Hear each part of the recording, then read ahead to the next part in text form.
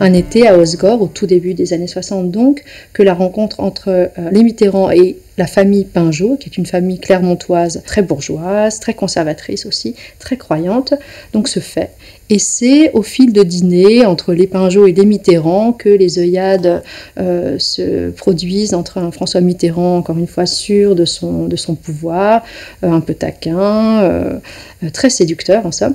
Anne Pinjot a 18 ans, François Mitterrand 45, l'âge de son père.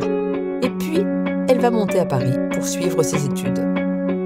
Jusqu'en 1974, quasiment personne ne savait, à part vraiment les très très intimes. En 1974, François Mitterrand se présente à la présidentielle.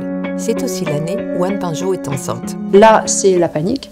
Donc la famille d'Anne Pinjot verrouille tout. Elle part quelques mois en Angleterre. Ensuite, elle se réfugie à Avignon. C'est là qu'elle va mener à terme sa grossesse. Et elle va accoucher dans le plus grand secret dans une clinique catholique située là-bas.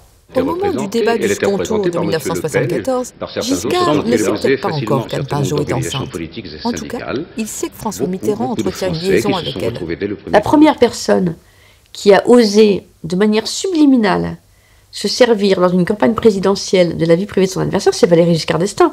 Mais à l'époque, personne ne le comprend. C'est lors du fameux débat télévisé qu'il oppose à François Mitterrand. Vous avez noté les résultats de la ville de Clermont-Ferrand. Il parle de Clermont-Ferrand et dit Clermont-Ferrand, une ville. Et c'est une ville qui vous connaît bien et qui me connaît bien. Et qui donc sait ce que je suis et ce que je représente. Et Mitterrand est en face et il sait très bien à quoi il fait allusion. Il fait allusion au fait qu'Anne Pinjot est clermontoise. Mais il n'y a que François Mitterrand qui le comprend à l'époque et 2 ou 3 initiés. C'est un coup très bas, c'est une façon d'essayer de déstabiliser l'adversaire sans que personne, parmi l'auditoire de téléspectateurs, le comprenne. Entre les élections de 1974 et de 1981, ils ne sont qu'une petite poignée de journalistes à savoir. Si ça commence à se dire, ça ne s'écrit pas en tout cas.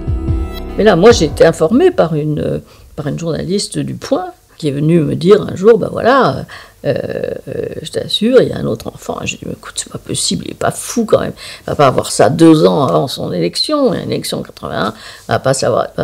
Elle me dit, mais si, c'est vrai, voilà, mais bon, elle l'a pas publié, moi non plus.